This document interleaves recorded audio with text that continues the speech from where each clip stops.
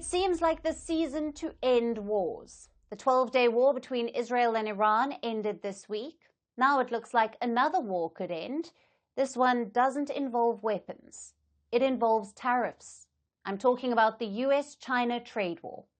It was triggered by Donald Trump's so-called liberation tariffs. After it was unveiled, most countries tried to appease the US, but China did not. They took the fight to Donald Trump. Since then, we have seen multiple tit-for-tat moves, like curbing visas, restricting sale of chips and rare earth, and steep tariffs higher than 200%. But weeks later, there's a truce. China and the US have signed a new agreement. It was announced by Donald Trump. Remember a few months ago, the press was saying, do you really have anybody of any interest? Well, we just signed with China yesterday, right? Just signed with China. We have everybody. We're not going to make deals with everybody. Some we're just going to send them a letter, say, thank you very much. You're going to pay 25, 35, 45%. There have been 2 rounds of talks, the first in Geneva in May, the second in London earlier this month. During those talks, both sides reached an understanding, and based on that, a deal has been signed. The question is, what's in it? The US says China will begin selling rare earths again, and this is crucial for the US. Rare earths are a group of 17 elements. They are key to making a number of crucial products, from fighter jets to headphones to cars. China controls 90% of rare earth processing, and in May, they began curbing these exports to the US. It was Beijing's way of retaliating against Trump. This move choked US supplies, and many American producers began complaining. Cut to this week, there is hope. The US is expecting China to resume rare earth exports. What does Beijing get in return? Similar relief? China says the US will lift their restrictive measures, experts believe possibly on chips. The US had curbed China's access to advanced semiconductors. Some of those curbs date back to the Biden era. If relaxed, it would be a win for China. Though, as things stand, we don't know what the relief could be. Also, this doesn't signal an end to the war. Like I said, it's a truce. Both sides are rolling back some restrictions, but concerns about tariffs and market access remain. The good news is they are talking. Now, earlier this year, both China and the US were playing brinkmanship.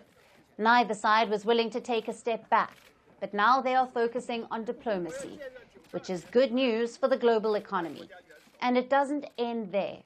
The US says more deals are expected to be signed soon. Trump's Commerce Secretary says at least 10 more, and one of them could be with India. We're having some great deals. We have one coming up, maybe with India, very big one, where we're going to open up India. So Trump is upbeat, but insiders are not. Take a look at this report. It says the trade talks face a final hurdle. Over what? Mainly cars and farm goods. The US is asking India for deep tariff cuts in these sectors. They want to sell their corn and soybeans in India. But New Delhi is wary. Almost half of all Indians work in agriculture. So historically, the government has shielded this industry. It has been reluctant to slash tariffs, and that's why talks are deadlocked. There is time until the 9th of July. That's when Trump's tariffs are expected to kick in. An Indian team will visit the US before that. But reports say there is no hurry. One official said India is keen, not desperate, to sign a deal before the deadline. And there are reasons why. 1, India is better placed than its rivals. Trump has announced a 26% tariff on Indian exports.